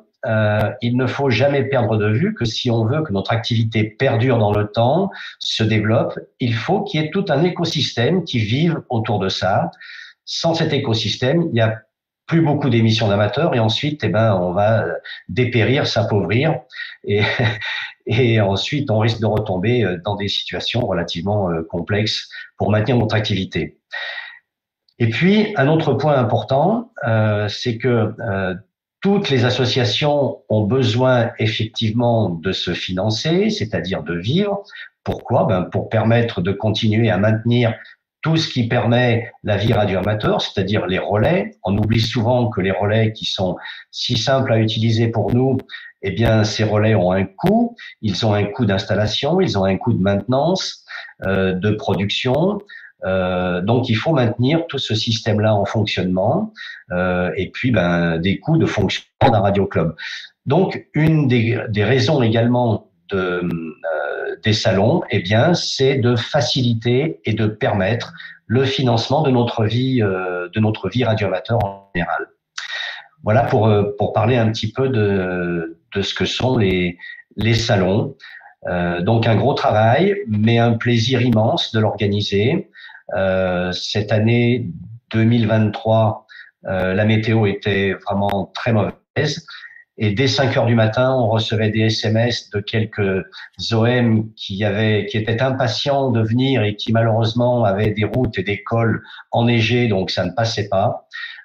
Donc voilà, ils étaient très tristes, mais on a quand même fait le plein, si on peut dire, en accueillant pratiquement tout confondu, à peu près 400 personnes, donc ce qui est relativement intéressant et important pour ce salon. Voilà, Fabrice, pour cette journée Ondexpo 2022, et pour les amis qui prennent, je dirais, l'émission en cours, l'année prochaine, pour la 31e édition Ondexpo 2023, le 25 mars 2023, le samedi. Voilà les informations que l'on peut donner sur Ondexpo et l'importance des salons. Merci René là pour la présentation de tout ça. Alors effectivement, oui, après 2 ans de confinement sans salon, on avait tous envie de pouvoir mettre les pieds dans des salons radio amateurs. Et moi, je fais partie des gens qui ont été bloqués par la neige et qui n'ont pas pu mettre les pieds à Onde Expo cette année, et je le regrette bien. Donc, c'est pour ça que ça m'intéressait de t'avoir sur la JMRAF pour que tu nous dises un petit peu ce qu'on avait loupé, ce qui s'était passé. Donc, très très bien, effectivement, 400 personnes, ça veut dire que c'est un salon qui a fonctionné, et malgré le mauvais temps, qui ne s'est pas retrouvé, on va dire, trop impacté, mais bon, il y aurait forcément eu un petit peu plus de monde s'il n'y avait pas eu cette maudite neige pile poil le week-end du salon, hein. C'est-à-dire qu'avant il n'y en avait pas, après il n'y en a plus eu, juste pour le salon. Merci Ouais. la météo. Voilà, donc je sais que quand on organise des trucs, ce genre de d'imprévu, on aime bien s'en passer dans la mesure du possible. Donc, en tout cas, très heureux que ça ait pu se dérouler correctement malgré ça. Tu parlais tout à l'heure d'une équipe pour préparer le salon. Effectivement, faut du monde, faut des gens. Pour un salon comme Onde Expo, qui est préparé, on l'a vu, tu viens de nous l'expliquer, 1 an à l'avance, grosso modo, c'est à peu près combien de personnes l'équipe? Alors, on fonctionne avec une équipe qui est réduite, qui est de l'ordre de 6 personnes à peu près. Donc, nous partageons le travail. Certains vont s'occuper des professionnels, d'autres vont s'occuper des brocanteurs, d'autres vont s'occuper de la relation avec la mairie vers qui on loue la salle. Nous sommes pas dans Lyon même, dans la ville de Lyon, mais juste à côté, dans la ville d'Écully. Et depuis de nombreuses années, on loue une salle donc dans cette ville. Donc voilà, chacun a un petit peu je dirais une activité particulière. Et puis, comme on dit souvent, le diable se cache dans les détails. Donc, il faut que chacun, dans ses prérogatives de travail, essaye de ne pas tomber dans le piège ou de valider que telle personne qui a prévu de venir nous parler, par exemple, de telle ou telle conférence, qu'elle soit bien disponible. Si elle se déplace et qu'elle vient en train, il faut s'assurer que tout ça soit bien. C'est-à-dire, si nécessaire, le taxi pour l'amener, pour le ramener. Voilà. Et puis, comment l'accueillir. Pour les brocanteurs, pareil. S'assurer que ils seront bien là. Et puis, voilà. Donc, cette année, nous avions moderniser bien évidemment les choses. Les brocanteurs s'inscrivaient par Internet, les réservations des repas également par Internet, de manière à ce qu'on puisse préparer tout ça. Je dirais que la partie la plus compliquée, si on peut dire, paradoxalement, c'est pas tant de s'occuper de nos professionnels, de s'occuper de nos brocanteurs ou de la salle. Non, le plus compliqué, c'est de fournir à boire et à manger pour tout le monde. Voilà. Parce que il faut que chacun puisse trouver ce dont il a envie. Et paradoxalement, le gros travail, c'est un travail du bar et c'est le travail de la restauration. Voilà, c'est un petit peu, on n'a pas idée, mais il y a plein de détails auxquels il faut penser. Je pense que les organisateurs de salons qui suivent là cette émission directe doivent partager la même sensation. Le stress souvent est ici. Une fois que les professionnels ont donné leur accord et ont dit voilà, on est présent, c'est déjà un point de passé. Les brocanteurs également. Et après, il y a la communication. Donc, la communication est importante. Et bien, notamment, Radioscope joue d'une manière importante dans la promotion, la communication. Notre association nationale, l'OREF, également communique. Voilà, donc chacun a ses petites prérogatives et une équipe de 5-6 personnes en général travaille sur cette organisation et on commence pratiquement 1 an à l'avance à y réfléchir. Voilà. Et le jour J, quand il s'agit de tout mettre en place, c'est pareil, il n'y a pas besoin de plus de monde. Avec les 5-6 personnes, vous faites le tour. Alors, d'abord, la veille, on prépare tout la veille parce qu'on récupère une salle qui est vide. Il y a absolument rien. Elle nous est fournie vide. Donc, pendant 2 heures ou 3 heures, on va inviter tous les OM de la région à venir nous aider, à poser les tables, à les installer. Il y a des plans de table, de manière à ce que chaque utilisateur de table sache où il va se positionner. Donc on prévoit toutes les tables. Souvent, les professionnels et quelques brocanteurs arrivent la veille également pour préparer leur stand, de manière à ce que le samedi matin, tout est prêt. Et puis le samedi matin à 7 heures, puisqu'on est quand même soumis aux horaires administratifs des personnes qui gèrent la salle. Donc à 7 heures du matin, la salle nous est ouverte. Là, les brocanteurs vont s'installer. Ils vont chercher la table sur laquelle ils vont trouver leur indicatif ou leur nom. Et pour nous, c'est vrai qu'on court dans tous les sens pour que chacun trouve sa place et chacun soit satisfait de son emplacement. Voilà. Mais bon, ça dure pas longtemps, ça va durer 30-40 minutes. Une fois que chacun a trouvé sa place, tout le monde s'installe tranquillement et on attend 9 heures l'ouverture au public. Alors, je voudrais revenir sur un point moi, qui me semble assez important. Faut me rappeler, cette année, l'entrée, elle était à quel prix? Alors, depuis des années, l'entrée est à 5 euros. Oui, d'accord. Voilà. Et donc, en fait, voilà. Moi, je voulais venir sur cette histoire d'entrée, de prix d'entrée. Pourquoi, quand on va dans un salon radio amateur, on paye une entrée, il s'agit d'aller voir des exposants, etc. Eh bien, René en a parlé un petit peu tout à l'heure, il s'agit de faire vivre l'écosystème. Donc, le but d'un salon radio amateur, c'est quand même de faire rentrer de l'argent dans les caisses du Radio Club qui organise ce salon, afin derrière de pouvoir faire vivre l'écosystème. On reviendra un petit peu sur l'écosystème peut-être un tout petit peu après, mais dans un premier temps, avant même de faire vivre l'écosystème, vous l'avez compris également quand René nous expliquait, on a besoin de taxis pour aller récupérer les gens à la gare, on a besoin de peut-être de temps en temps de les héberger, de les faire manger. Enfin voilà, il y a un coût. On ne prépare pas simplement un salon radio amateur comme ça, avec juste de la bonne volonté et des gens. C'est la base du truc, mais ça a un coût tout ça. Donc, cette entrée, elle sert à plusieurs choses. Elle sert à payer le coût de fabrication, si vous voulez, du salon radio amateur sur lequel vous arrivez. Et elle sert ensuite, dans un second temps, avec ce qui reste, à faire vivre l'écosystème. Et donc, peut-être on peut revenir sur cet écosystème. Tu parlais brièvement tout à l'heure des relais. Oui, effectivement, il y a l'entretien des relais qui joue un rôle important, c'est-à-dire qu'il faut bien payer le matériel qu'on utilise tous autant qu'on est. C'est généralement, les relais sont mis en place par les radioclubs et les radioclubs, ils ont pas un porte-monnaie sans fond. Il faut bien le remplir de temps en temps pour leur permettre de créer des relais, de les mettre en place, de les maintenir.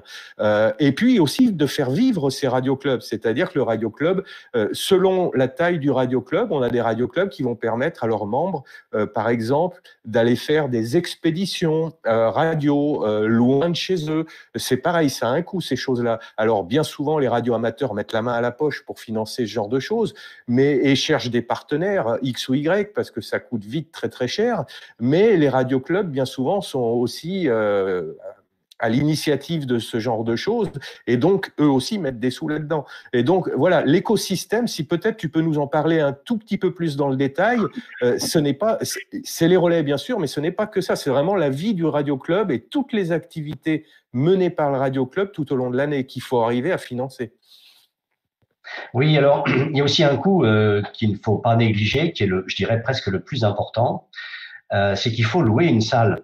La location d'une salle, la journée, les prix s'envolent, ça va aller de 1 500 € à 2 000. Enfin bon, ça remonte à des prix absolument faramineux. Donc, on est obligé de chercher des lieux d'accueil qui soient compatibles avec les budgets de ces salons. Alors, il y a des salons qui vont avoir la chance d'être hébergés gratuitement. À Lyon, c'est un petit peu compliqué pour des raisons administratives. Donc, on a cherché une salle qui est en dehors de la ville de Lyon, intramuros, de manière à pouvoir équilibrer un petit peu les coûts. Mais un radio club, comme tu l'as dit, c'est des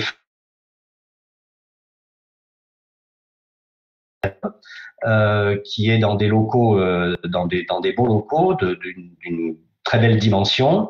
Et la ville de Lyon nous héberge donc dans ces locaux depuis 1983.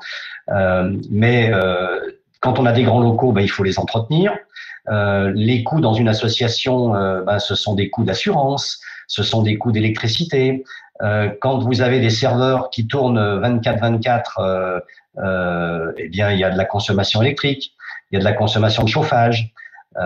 Donc, tous ces coûts-là interviennent et les gains qui sont pas faramineux, mais qui sont intéressants pour un radio club, permettent de financer tout ce système et de permettre justement à la vie radioamateur régionale de perdurer. Imaginons que tous ces salons s'arrêtent subitement, eh bien, il y aurait plus de rencontres physiques entre les OM, et puis petit à petit, ben, l'activité va se déliter et puis finir par disparaître. Donc également, il y a la formation. Nous, on accueille chaque année, on a un formateur qui fait un très gros travail et qui accueille des jeunes ou des moins jeunes, mais on a accueilli pas mal de jeunes cette année qui viennent se former pour passer leur licence et puis ben, venir nous rejoindre. Donc tout ça a un coût. Il y a des coûts cachés qu'on ne voit pas, mais qui sont réels. En économie, il n'y a rien de caché, tout est réel. On peut faire tout ce qu'on veut si en bas de la colonne le montant n'est pas équilibré, ça fonctionne pas, ça périclite. Donc le salon, il est là aussi pour faire tourner tout cet écosystème. Et c'est pour ça il faut remercier chaleureusement tous les visiteurs parce que si cet écosystème fonctionne, c'est grâce aux visiteurs qui viennent nous rejoindre et qui viennent passer cette journée. Voilà, donc on le voit dans tous les pays d'ailleurs, que ce soit en France, en Allemagne ou dans n'importe quel pays, les salons font partie intégrante de l'écosystème et du financement global de l'écosystème. Absolument, tout à fait d'accord. Et c'est exactement la même chose pour une journée comme celle qu'on est en train de faire, c'est-à-dire elle ne sera réussie que si on a du monde qui nous suit et qu'en fin de journée, on fait le constat qu'on a réellement eu beaucoup de passages. Voilà, on a tous un petit peu le même souci à ce niveau-là. Mais je pense que c'était important de revenir sur cette notion d'argent, parce que ben voilà, c'est le nerf de la guerre un petit peu à chaque fois, que quand on fait de la radio-émission, il faut le dire, en France, il y a 13 000, maintenant 14 000 radios amateurs depuis peu. On est en train de remonter un petit peu la pente au niveau du nombre de pratiquants, mais 14 000 radios amateurs qui pratiquent l'activité, c'est pas énorme en termes de visibilité, c'est pas beaucoup. Et ça veut dire que quand on redescend après à l'échelle d'un radio club, tous autant qu'on est, la plupart du temps, c'est un nombre restreint de personnes. Ça nous limite et dans la possibilité de faire des choses qui nécessiteraient d'avoir vraiment beaucoup de monde pour les faire, et financièrement. Et donc, effectivement, les radioclubs qui le peuvent, quand ils sont assez, mettent en place des salons radio amateurs, et c'est une manière de faire rentrer de l'argent dans les caisses et de pouvoir faire perdurer, un, le radioclub, et deux, a fortiori, de pouvoir continuer de transmettre notre passion et de pouvoir générer de nouveaux pratiquants, tout bêtement. Et cette notion de radio club, elle est aussi valable pour des gens. On va avoir des gens dans la journée qui font du 11 mètres de la CB, qui vont nous parler de cette façon de pratiquer la radio, qui eux aussi, de temps en temps, sont regroupés en radio club et ont exactement les mêmes problématiques que les radios amateurs pour arriver à promouvoir leur activité. Encore une fois, c'est pour ça qu'on fait des journées comme celle-là, c'est arriver à se faire connaître et à exister de plus en plus, parce que, contrairement à ce que certains pourraient croire, la radio, c'est quelque chose qui est complètement d'actualité. Les radios amateurs, ça a été, le premier réseau social qui ait existé sur la planète, ça a été 2, les premiers makers, ça a été 3, les premiers hackers, c'est-à-dire makers au sens où on fabrique notre matériel au départ, au sens où on bricole beaucoup. Hackers au sens où on a détourné des outils pour en faire autre chose. Au tout début de la radio-émission, on fabriquait par exemple des émetteurs avec des bobines de démarreur de voiture. Donc effectivement, la bobine de démarreur de voiture, à la base, elle n'est pas prévue pour faire de l'émission radio, on est bien d'accord. Donc, tout ça pour dire que de façon presque innée, le radio amateur, il est de fait un acteur qui correspond tout à fait à l'époque dans laquelle on vit, époque dans laquelle où les makers, les hackers sont complètement intégrés et font partie des activités qu'on connaît bien et qu'on peut suivre facilement quand on traîne un petit peu sur les réseaux sociaux ou quand on traîne ses pieds dans d'autres salons que sont les Maker Fairs, par exemple. exemple, ou des choses comme ça. Eh bien, voilà, la passerelle entre radio amateur et ces activités-là, elle est évidente parce que de fait, et depuis qu'on existe, on est nous fabriqués comme ça, on est fait comme ça, c'est notre essence première. Voilà, donc je pense qu'on est tout à fait dans notre époque et contrairement à certaines idées reçues, on n'est pas une vieille activité qui est en perdition parce qu'elle n'a plus vraiment de raison d'être. Ceci étant dit, juste pour terminer, René, encore merci pour l'intervention. Tu parlais tout à l'heure de Franck F4 IEW. Pour l'intervention sur les ELF et les VLF. Franck, c'est lui qui va clôturer la journée aujourd'hui et qui va nous faire également une petite intervention sur les ELF, VLF. Alors, à la dimension d'un live YouTube, c'est-à-dire que intervention de 20 minutes, le pauvre, donc il va faire au mieux, c'est un peu court pour nous parler de ELF et de VLF. Il nous a fait une petite vidéo, rien que pour la JMRAF, donc encore merci à lui. Il ne sera pas présent malheureusement parce qu'il est en Suisse, il avait d'autres activités à mener ce week-end. Mais voilà, il nous a envoyé la petite vidéo et on terminera avec sa présentation cette journée 2022. Et je rappelle, Ondexpo 2023, ce sera le 25 mars l'année prochaine. Donc, réservez votre date dès à présent Voilà. parce qu'il n'y aura pas de la neige tous les ans. Voilà. Merci René. Bien. Voilà. Et il ne faut pas oublier de dire et de répéter parce que nous, on l'explique quand on rencontre les élus qui viennent nous voir, que dans le monde radioamateur, il y a des gens absolument formidables, des gens de très grande qualité, à la fois de qualité humaine, de qualité technique, de connaissances techniques, technologiques.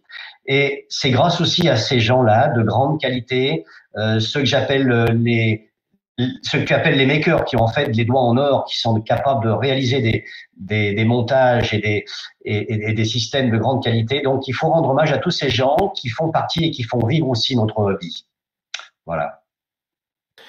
Merci beaucoup René, au plaisir et je pense qu'on se retrouvera certainement l'année prochaine après le salon sur un truc qui s'appelle la JMRAF 2023.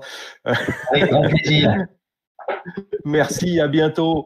À bientôt. Alors voilà, on termine avec René et juste avant d'accueillir Xavier, je rappelle, il y a des cadeaux à gagner cette année. Pour gagner des cadeaux, on fait un don au petit radioscope de 5 €, 10 €, 20 €, 50 €, c'est ce que vous voulez. À chaque fois que vous aurez mis 5 € dans la bassine, eh bien, ça vous fera un ticket. Donc, vous pouvez décider d'avoir un ticket, 10 tickets, 4 tickets, 5 tickets, c'est vous qui voyez. Les infos en dessous du live YouTube pour faire le don, tout est inscrit. Il n'y a pas de souci, donc n'hésitez pas. Et ça a commencé ce matin à 10 h, ça terminera le 18 jour du Ward 2022, le 18 à minuit. Voilà, là c'est la période dans laquelle vous pourrez faire vos dons pour pouvoir prétendre à participer au tirage qui vous permettra de gagner une antenne, un ordinateur, un récepteur SDR, etc., etc. Voilà, pas plus long là-dessus pour l'instant. On va très vite enchaîner avec Xavier F4 IYT, Florida 4 India Yankee Tango, qui va intervenir sur un sujet qui, je pense, va en intéresser plus d'un, les radiosondes. Parce que oui, parmi les différentes activités radio-amateurs se trouve l'activité des chasseurs de radiosondes, par exemple, et tout le travail qui est fait autour des radiosondes. Donc, ça va être le sujet de Xavier. Donc, Xavier, bonjour d'abord. Merci d'intervenir sur la JMRAF. Et je te laisse le micro pour nous parler des radiosondes, nous raconter un petit peu de quoi il s'agit, cette histoire. Je n'ai pas de retour son.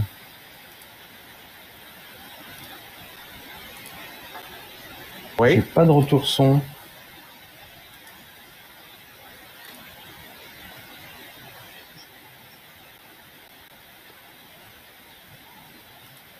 J'ai un souci, je n'ai pas de retour son, je reviens de suite. Ça toujours ça mouline de mon côté. Ah, ça mouline. Alors, bon, il y a Karl qui m'a parlé dans l'oreille, hein, comme tout à l'heure, pour expliquer qu'il y avait un petit peu de soucis pour intégrer Xavier. Donc, ça va être 2-3 manips en arrière-plan, puis je pense qu'on devrait avoir Xavier sous peu. Xavier, nous entends-tu? Oui, ça y est, voilà, ça fonctionne parce que j'avais l'espèce de petit sablier bleu qui tournait en permanence. Voilà, excuse-moi de ce problème technique. Merci Fabrice, bonjour à tous. Bonjour. J'espère que vous allez tous bien et bonjour à Karl, l'homme dans ton oreille. C'est ça, c'est mon Jiminy Cricket. Donc, juste le temps que tu essayais de te mettre en ligne, j'annonçais justement que tu allais nous parler des radiosondes. Donc, je te laisse d'entrer le micro sur les radiosondes. Je t'avais présenté, donc je rappelle, Xavier, F4YT. Et voilà, je te laisse la main pour nous parler des radiosondes. On en reparle un petit peu ensemble juste après. Mais je te laisse prendre le drive là sur le sujet qui t'occupe. Ça marche. Merci beaucoup. Alors, je vais vous mettre ma présentation. Voilà. Je sais pas si c'est le bon écran que j'ai choisi. Normalement, oui. Voilà. Super. Impeccable. Merci. Merci. Alors, je vais pouvoir vous parler des radiosondes dans le domaine de la météorologie. C'est un ensemble de capteurs qui sont embarqués pour capter l'atmosphère en général. Et c'est constitué de thermomètres, de baromètres, d'hygromètres. Ça dépend de quel type de radiosonde qu'on va parler. Voilà, dans cette petite introduction. En général, c'est équipé d'un ballon qui va exploser aux environs de 32 000 mètres. Et qui, à partir de là, va redescendre. Elle est équipée d'un émetteur. En France, on a des bandes de fréquence, en Europe, pardon, de 400,05 à 406 MHz. Voilà, ça c'est pour la partie du spectre radiofréquence, pardon. Voilà. Alors, ces radiosondes ont différents types de modulation de fréquence, on verra, et sont différents types de constructeurs. Par exemple, si je parle de Météo France pour la France, elle utilise un contrat avec Météo Modem, donc ce qu'on appelle des sondes M10 ou M20. L'Allemagne, l'Italie, pour eux, utilisent Vessala. C'est des radiosondes RS-41. Les anciennes étaient les RS-92. C'est ce qu'on va voir dans le différent type de ce PPT, voilà. Je parlerai également du différents types de matériel pour la poursuite, donc ce qu'on appelle des stations radio. En général, c'est les mêmes stations radio qui peuvent être utilisées comme des radars de poursuite pour la prévision météorologique italienne me concernant ou française, vu que j'ai de la chance d'être à côté de la frontière italienne et j'ai déjà participé avec la météo italienne. Voilà, j'aurais donné des compléments d'information vu qu'au-delà d'une certaine altitude, on a une perte de signal de leur côté et je continue à leur retransmettre les informations. On parlera aussi du matériel de chasse pour récupérer ces radiosondes. Et que faire avec ces radiosondes? On verra les liens et les différents remerciements. Voilà. Donc ça, c'était l'introduction. Passons dans le vif du sujet. Voilà. Mettons les pieds dans le plat, comme on dit. Cette photo sur ce diaporama, c'est des radiosondes que j'ai chassées, donc que j'ai récupérées. De gauche à droite, ça s'appelle la RS-41. Au milieu, la M10 qui est en train d'être déclassée, remplacée, ça, si vous préférez, par la M20. Et à droite, la DFM-09, toujours en activité, très utilisée par les militaires ou le domaine scientifique CNRS. J'en parlerai un peu plus en détail dans 30 secondes. Revenons sur celle de gauche, la RS-41. Elle est développée et produite par Vessala, utilisée et très prisée par les pays de l'Est et aussi l'Allemagne et l'Italie, comme j'en parlais. Elle est équipée de 2 piles de 1,5 volts. Elle n'a que 8 heures d'autonomie. Donc au moment de son vol, au moment de sa chute, il faut pas traîner pour aller la chasser, sinon après, il faudra un peu prospecter sur le terrain, on va dire. Voilà, si vous n'avez pas plus d'informations. Les puissances en général d'une radiosonde n'est que de 100 milliwatts, hein, quels que soient les types que je vais vous présenter. Mais vu l'altitude de 30 km à peu près, hein, 30 000 mètres, pardon, ces 100 milliwatts suffisent. Moi, ma propre station basée à Antibes, je capte depuis la Suisse et des fois même des radiosondes exceptionnelles quand il y a vraiment toutes les propagation d'ondes réunies, même du côté de l'Allemagne, vous voyez. Donc ça, même avec 100 milliwatts, on peut passer. Hein. Le QRP là est vraiment bien ancré, vu qu'on parle tout à l'heure de QRP. Voilà. Pour la RS41 et pour finir, il y a une option. Elle existe en crypté. Ça s'appelle la RS41. SGM. Voilà pour ça. La RS41 a une belle particularité, hein, par exemple celle-ci. Celle-là, c'est chassé, c'est celle qui est sur la photo. C'est qu'elles sont reprogrammables. Voilà, elles sont reprogrammables et donc c'est le recyclage. Hein.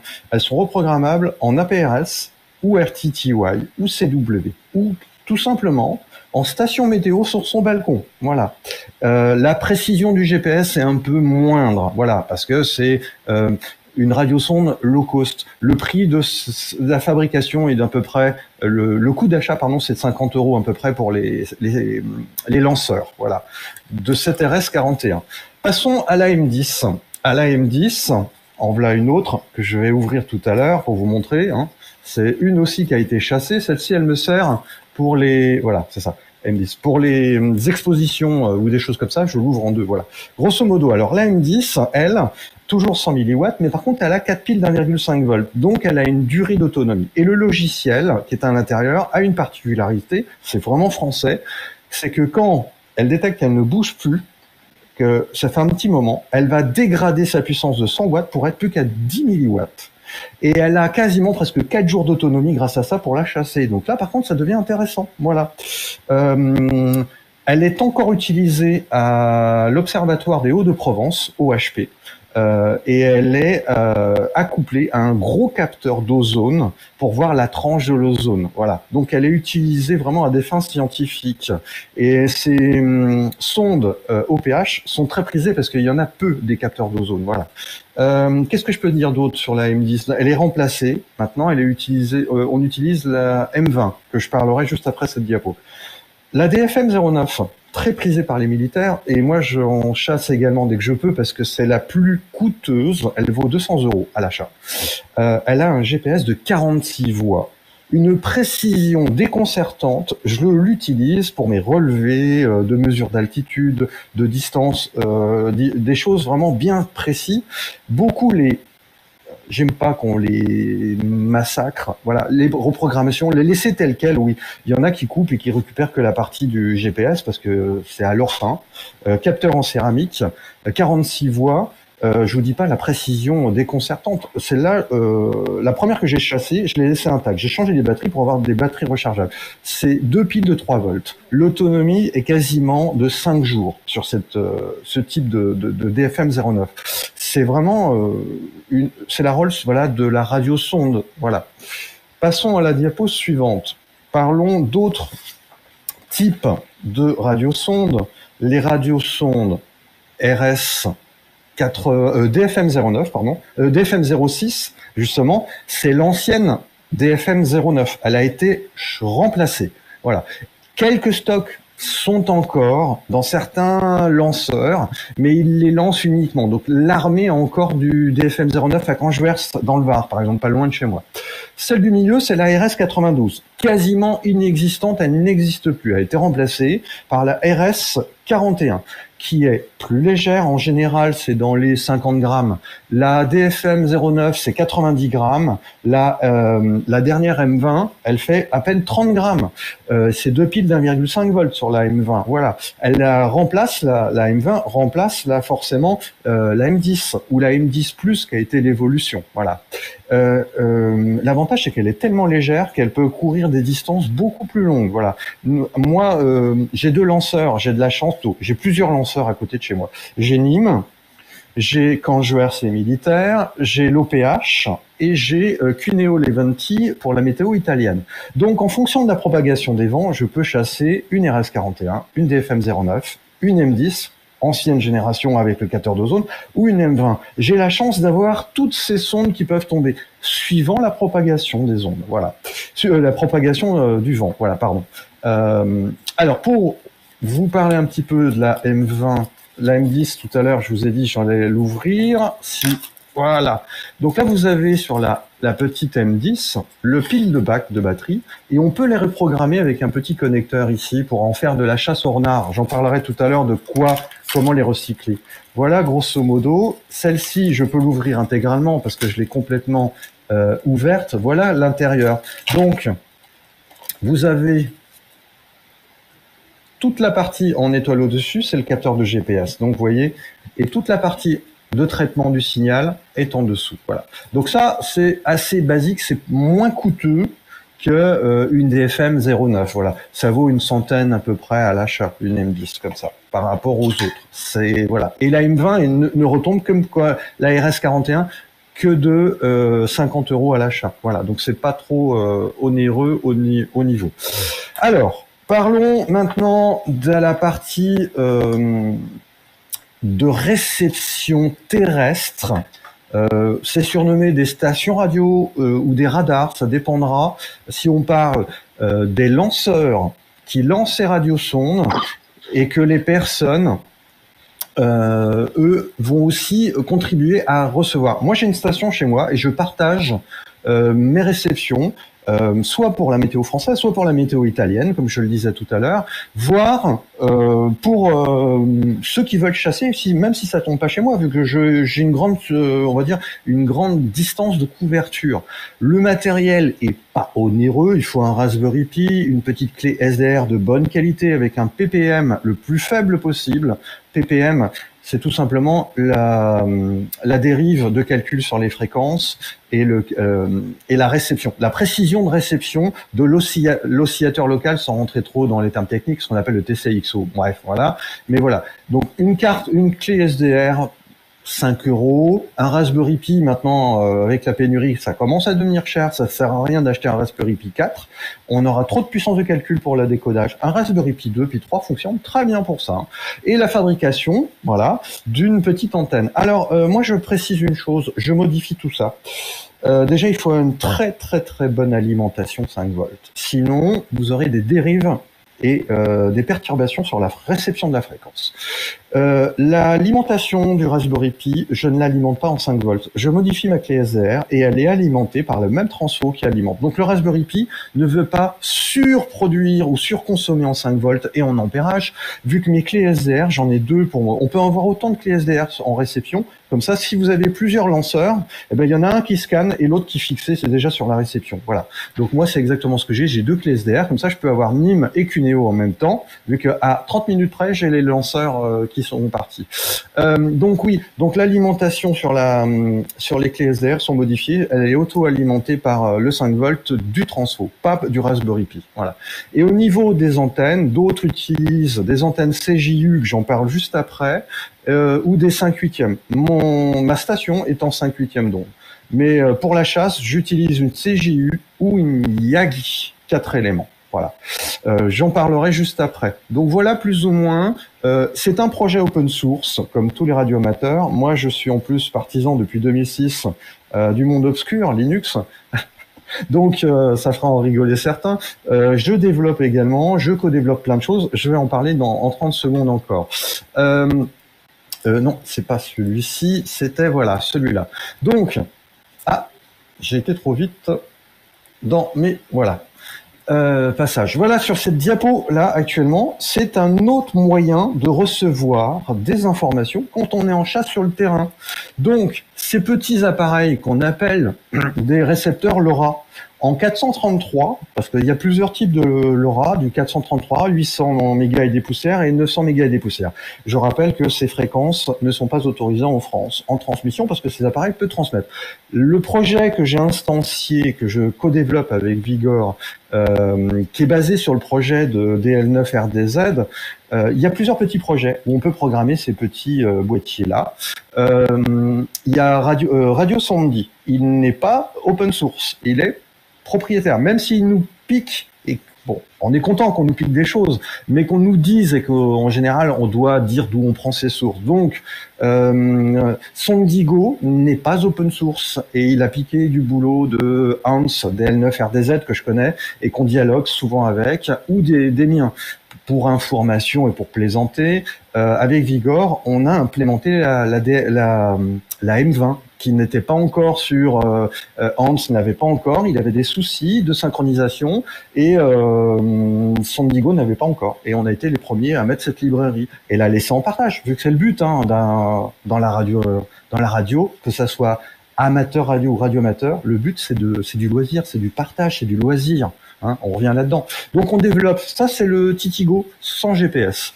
Et vous avez le Lidigo un peu plus gros, voilà, avec un GPS. Donc l'avantage c'est que là au moins on a une poursuite en temps réel, vu qu'on sait notre position et la position de la radio son. Donc on peut savoir la distance, on peut avoir plein d'informations. Donc j'ai développé une base de programme et avec Vigor, on s'est amusé à revoir les librairies, le temps de synchronisation, d'échecs pour les différents aspects. Voilà. Donc vous aurez tous ces liens après sur la dernière diapo, pour ceux qui s'intéressent, de reprendre, de programmer, de savoir tout ça. Bref, il y a tellement de choses à dire avec très peu de temps, 30 minutes, et en plus je vais espérer pouvoir répondre à certaines questions. Voilà la fameuse CJU. Alors j'ai une particularité, c'est que j'ai fait plusieurs tests sur la CJU. En 403, elle marche très très bien.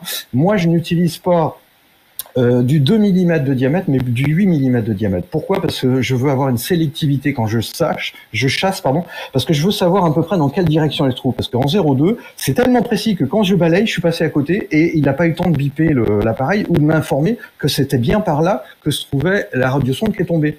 Donc c'est juste une petite astuce. Moi, je mets du diamètre 8, justement pour que j'ai le temps de balayer tranquillement et que je sais que ça a le temps de sonner. Et là, maintenant, si j'ai besoin, je repasse avec la 2 pour vraiment trouver la direction précise. Voilà.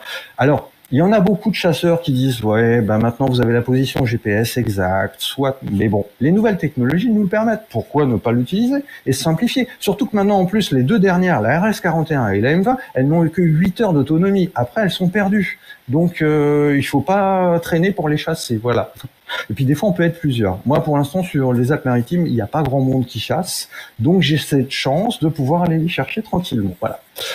Que faire d'une RS Alors, certaines ne sont pas reprogrammables. Les DFM 09, seulement les fréquences peuvent être reprogrammées. Elles ne peuvent pas être reconditionnées à d'autres choses. Donc, en changeant la fréquence, on peut s'en servir pour une chasse ou comme moi je les utilise pour leur précision du GPS, mon altitude, des choses comme ça. Dans des expéditions, je l'utilise pour avoir le GPS qui est vraiment... Et en plus, il est d'une rapidité. En moins de 30 secondes, on a la position. Que des fois, dans nos téléphones, pour avoir des précisions de l'expédition, des choses comme ça, ça va mettre 2-3 minutes.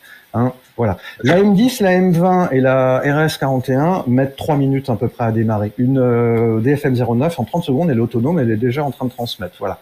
Alors, la RS41 est basée sur le processeur STM32 que beaucoup de radioamateurs qui font de la programmation connaissent. Ce STM32, c'est le couteau suisse de la programmation. Avec ça, on fait tout. Donc, c'est pour ça qu'il y a énormément de projets sur la RS41 où on peut les transformer en station météo avec le capteur d'humidrométrie, de température, d'altitude, c'est vachement bien. Ou alors, on les retransforme carrément en APRS, donc c'est du paquet radio avec une position et des informations de température. Donc sur les cartes d'APRS, vous avez souvent des WX, Weather Condition, c'est de l'APRS par exemple qui est transmis, on a l'information de la batterie, l'information de la température, de l'hygrométrie, de l'altitude, de la température, bref voilà. Toujours la RS41 peut être retransformée en RTTY, donc en balise, donc en chasse Ornar, ou en CW en chasse Ornar. Voilà. Donc la RS41, celle-ci, je l'utilise souvent pour faire des chasses Ornar, par exemple, parce que dans le club d'Antibes, F6KHK, j'en fais un peu de promotion par la même occasion, je suis le coordinateur chasse et radiosonde. Voilà. Quant à la M10, on a un petit problème. Il y a 2 modèles de GPS dedans. Le dernier n'est pas reprogrammable, on casse le programme et quand on la démarre, elle s'éteint, quand ça va. Donc ça, si ça vous arrive, voilà, c'est parce que vous avez le 2e modèle et pas la première version du GPS. La DFM 09, donc j'en ai parlé, celle-ci moi j'utilise parce qu'elle est précise à 46 voix. D'autres, comme moi aussi, les utilisent en trophée de chasse. J'en ai quelques-unes qui traînent sur mon étagère et en fonction, voilà. Donc, qu'est-ce que je peux vous dire d'autre sur ces radiosondes et les recyclages? Ça fait déjà bien. Voici les différents liens. Je suppose que Fabrice vous mettra ce PowerPoint à disposition. Il me confirme déjà, donc c'est cool. Voilà. Donc vous pouvez surfer. Donc le premier, c'est un site qui va vous démystifier un peu les radiosondes. Le deuxième, c'est un sonde de traquage. Donc c'est une cartographie et on peut justement avec les stations que je vous ai parlé tout à l'heure, retransmettre notre position et ce qu'on capte. Donc vous avez SoundHub que j'utilise, dont je suis référencé dessus, et Radio Sandy, voilà, qui est un partenaire de Sandigo ou d'autres, voilà. Vous avez le projet de AutoRx pour les radios, la station radiosonde à base de Raspberry Pi. Vous avez mon projet à base de SP32, c'est les petits appareils comme ça pour faire de la détection. Et là, on branche l'antenne avec un petit bout de câble ou direct. Moi, je branche directement ma CJU. J'enlève ceci. C'est pour ça que j'ai des montages BNC très rapides. Hop là, si ça veut bien se démonter, voilà. Hop, voilà. Donc là, vous avez la BNC et je monte directement ma CJU dessus. Voilà. Ou une antenne Yagi pour la précision.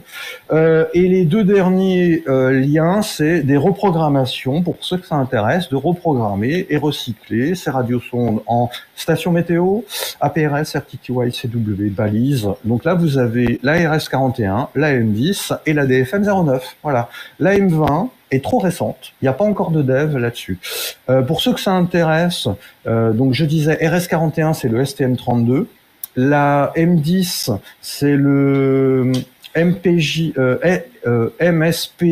430. Donc c'est pour ça que c'est un peu plus compliqué à programmer. Et sur la DFM 09, c'est un dérivé d'un SCM32. Donc c'est pour ça que les programmations sont pas encore arrivées, mais on sait bien les reprogrammer. Voilà. Et là, vous avez les liens de comment faire tout ça. Voilà, je pense que j'ai été assez complet sur cette partie de radiosonde. Si vous avez des questions ou si... Oui. Merci. Alors, petite question, la chasse... La question de la chasse est autorisée. Faut-il restituer ou bien... Alors, la chasse est libre si vous êtes sur un terrain public. Si vous êtes sur un terrain privé, il faut en demander l'autorisation à son propriétaire. Moi, ça m'est déjà arrivé que c'est tombé dans une propriété privée. J'ai sonné, j'ai expliqué qui j'étais, que je faisais chasser. Donc la dame en plus m'a vu avec du matériel de réception, avec mon antenne CJU. Je lui dis, je viens de voir qu'il y a Météo France qui vient de lancer. Il y a une sonde qui est tombée dans votre sapin. Et c'était à Cannes. Et je lui explique où ça tombe. Elle me dit, je vous autorise pas à rentrer. Je ferme, je vais voir. Elle revient, elle me dit, oui, mais il y a le ballon qui est encore dedans. Alors je lui donne mes coordonnées, je lui dis, quand tout tombera, vous inquiétez pas, avec le vent, ça tombera. Vous me rappelez, et puis je reviendrai rechercher. 2 jours plus tard, elle m'appelle et c'est tombé, vous pouvez venir. Voilà. Et voilà. Donc il suffit d'être cordial. Et ça passe toujours bien. À chaque fois que c'est tombé dans un lieu privé, soit on m'autorise et on m'accompagne pour voir que je vais pas faire quelque chose de malsain dans le sein de la copropriété. Et quand ils voient qu'en plus, je leur dis, elle est exactement là avec mon appareil, ils sont bluffés parce qu'ils voient vraiment. Et alors après, on me pose plein de questions. Et ça sert à quoi tout ça? Pour les prévisions météo, pour les prévisions de propagation, parce qu'en même temps, ces radiosondes, il y en a qui sont équipés dans des avions, dans des bateaux, les lanceurs pour les météos. Donc c'est pour notre météo de tous les jours et également pour notre prévision de propagation des ondes. Voilà, tout ça rentre dans ces calculateurs sophistiqués de Météo France ou de Météo Italienne. Alors la Météo Italienne, c'est particulier, c'est géré par les militaires. Voilà. Est-ce qu'il y a d'autres questions ? Alors, moi juste, je voulais rajouter sur ce qui vient d'être dit. Je confirme, effectivement, c'est totalement libre. Je veux insister sur un point. On a entendu parler de la chasse aux radiosondes, qui est une chose, et ça, il faut bien être clair, c'est accessible à tout le monde. Je réponds en même temps à la question de Ezobook qui comprenait pas trop de quoi on parlait. Qu'est-ce que c'était que cette histoire d'aller chasser des radiosondes? Ezobook, la chasse aux radiosondes, c'est un peu comme le géocaching catching quand on fait pas de radio, où on va chercher des choses à droite, à gauche, comme ça, qui sont cachées dans la nature. Donc je sais pas si tu connais cette pratique-là. mais voilà, ça c'est quelque chose que monsieur tout le monde peut faire. Aller chercher et chasser des radiosondes, c'est également quelque chose que monsieur tout le monde peut faire. Dans tout ce qui a été expliqué là tout de suite, la seule chose qu'on ne peut pas faire si on n'est pas radioamateur, c'est de réutiliser derrière la radiosonde pour faire de l'émission. Mis à part ça, tout le reste, on est dans de la réception, dans de la récupération de matériel. C'est-à-dire que pour trouver les radiosondes, ça vient d'être expliqué, les outils qu'il fallait utiliser, les sites qu'on pouvait utiliser pour aller les localiser, etc.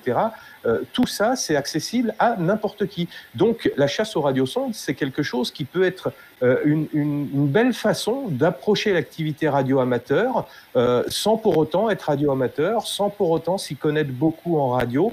Simplement, voilà, c'est une façon d'approcher l'activité et c'est une des très nombreuses activités auxquelles ont accès les radioamateurs, mais pas que. Voilà, ça encore une fois, j'insiste bien, n'importe qui peut aller chasser des radiosondes. Et sur l'histoire de l'autorisation, pour revenir sur la première question, effectivement, les terrains publics, c'est quoi? C'est pas évident. C'est-à-dire que, par exemple, moi j'habite à la campagne, il y a beaucoup de radiosondes qui tombent dans les prés. Les prés, c'est pas des terrains publics, c'est des terrains privés, hein, même s'il n'y a pas de maison dessus avec autour un mur et tout ce qu'on veut. Il n'est pas tout le temps évident d'aller, effectivement, comme ça vient d'être dit, appuyer sur la sonnette pour demander l'autorisation. Quelquefois, la ferme n'est pas loin, donc on va taper à la porte de la même façon en disant, voilà, dans votre pré, là-bas, dans la haie, regardez, elle est là-bas, la radiosonde, vous voyez le truc rouge, là, c'est le parachute. Est-ce que je peux aller la récupérer? Et comme le disait tout de suite Xavier, on vous dira jamais non. Enfin, moi, ça m'est jamais arrivé. J'en chasse pas autant que Xavier, mais j'ai jamais eu de problème de quelqu'un qui me disait non, vous n'allez pas chercher le truc. Dans le pire des cas, on me dit ouais, vous faites gaffe aux vaches quand même, mais voilà, c'est tout. Et puis, quand il n'y a pas la maison à proximité, on y va, et puis on regarde tout le temps si à droite ou à gauche il y a des gens qui se pointent, parce que si ça arrive, ça va être le propriétaire la plupart du temps. Qu'est-ce que vous faites dans mon pré? Vous vous expliquez et ça se passe toujours très bien. Voilà, c'est juste pour revenir sur ce fait-là. Tu parlais d'autonomie tout à l'heure pour la chasse de la radiosonde en elle-même. Effectivement, en fonction de l'autonomie, ça va être plus ou moins facile de la récupérer avec des petits outils comme tu as montré. Donc le palliatif, quand la radiosonde, elle n'aimait plus, voilà, c'est les petits récepteurs LoRa. Quand la radiosonde n'aimait plus, qu'elle n'a pas encore été récupérée, est-ce que tu peux expliquer ce qu'on a à disposition? Tu as parlé des logiciels tout à l'heure sur le net, des pages web. La radiosonde n'aimait plus, comment on fait? Ah ben, alors, avant, déjà, ma station, par exemple, chez moi, ma station au sol, va enregistrer tout le tracé jusqu'au moment où elle l'a perdu. Donc en général, une radiosonde, si on veut la chasser, il faut avoir des informations à maximum 500 mètres. Si c'est, par exemple, je l'ai perdue à 2000 mètres, elle a continué son chemin, c'est pas la peine d'aller la chasser à l'endroit où on l'a perdue, elle n'y est pas. Donc il faudra déjà avoir des informations, au moins qui soient fiables, pour qu'on puisse la chercher dans une zone de 2 km à peu près, voilà. En arrivant sur zone, donc c'est-à-dire qu'on n'utilise plus notre matériel de la station, mais on va utiliser ces petits appareils sur place avec des antennes de sélectivité, donc la CGU ou la Yagi, qu'on va brancher dessus. Et ces appareils, au moment où on balaye un peu le terrain, ça va commencer à sonner. Et on a sur l'écran la position GPS qui va être mise. Alors, soit on utilise son téléphone, soit on fait de la goniométrie avec un Toki et on s'en approche à l'ancienne. Des fois, c'est ce que je fais, parce que des fois, j'ai même plus de 4G, là. Des fois, moi, c'est ce que je fais. Je suis pas équipé du tout, hein. Je le fais vraiment en dilettante, donc j'y vais avec le pocket, hein. Et puis, une autre chose, comme tu dis en dilettante, c'est très bien, parce que moi, souvent, je me dis, il fait beau, allez, en même temps, je vais me promener, je vais découvrir un terrain que je connais pas. Alors, de temps en temps, je suis dans des petites restants qui montent, comme ça, c'est super, je me promène, je prends des super photos de clichés de fleurs et des choses comme ça. J'ai le Toki, de temps en temps, je discute avec les copains OM, et puis en même temps, c'est pas grave, j'ai la position, donc on continue de discuter, se promener, je me rapproche, c'était par là-bas, hein. Et puis, au moment donné, je me dis, ça sonne de plus en plus fort, donc je dois être pas loin. Donc là, par contre, je chasse un peu plus comme ça, ou alors je regarde et je me mets sur la fréquence sur le Toki, je dis, ah oui, je dois être à côté, et je regarde autour, elle était là, d'accord. Parce que on repère plus le parachute rouge ou blanc que le petit boîtier que je vous ai montré. Ça, c'est le parachute en général, c'est la première des choses qu'on voit. Et on se dit, bah, il n'y a plus qu'à prendre le parachute et puis tirer sur le fil et puis on y arrive dessus, voilà. Au bout, il y a la boîte. Exactement, voilà, voilà. Et la première radiosonde que j'ai chassée, ça a été un bonheur. Et puis c'est là que je me suis dit, allez, on va développer des trucs d'outils sophistiqués, vu que je développe pas mal également. Et ça a été vraiment un bonheur d'utiliser ces petits outils. C'est un complément. C'est pas une chose à utiliser tous les jours. C'est juste pour se rassurer en se disant, je la vois pas, ben je regarde la position. Moi, je regarde pas tout de suite la position. J'écoute le son, les bip bip. Plus ça bip fort, plus je suis proche. Voilà, bon, donc, eh ben, écoute, je suis désolé, on va être obligé de passer. Tout à fait, parce que là, il y a Gilles qui doit taper à la porte derrière. Voilà, il y a Gilles qui s'impatiente, je te confirme. Et on pourrait en discuter encore longtemps des radios. Voilà. Donc, je pense que, enfin voilà, c'est pas impossible que l'an prochain, on te demande de revenir nous parler de radioson. Hein. Ah ben, avec plaisir, voilà. Fabrice. Parce qu'effectivement, c'est un sujet qui est très vaste. Vous voyez, on vient de vous le présenter, on a juste effleurer le truc. Et c'est un petit peu ce que tu disais juste à la fin, là. Il faut jamais oublier que ce truc-là, pourquoi c'est sympa à faire? D'abord et avant tout, parce que c'est ludique. C'est marrant, c'est un jeu. Et moi, j'adore faire ça avec mon gamin. C'est-à-dire, dès qu'il a eu 6-7 ans, on allait se promener dans les prés à la chasse aux radiosondes. Et je peux vous dire que lui, il s'éclate à la chasse aux radiosondes. Voilà. Xavier, encore merci pour l'intervention. C'était vraiment super intéressant. J'espère que EzoBook maintenant sait de quoi on parle. Je te dis à très bientôt. Merci. Plaisir. Bonne continuation. Salut, merci. Alors, eh bien, la suite.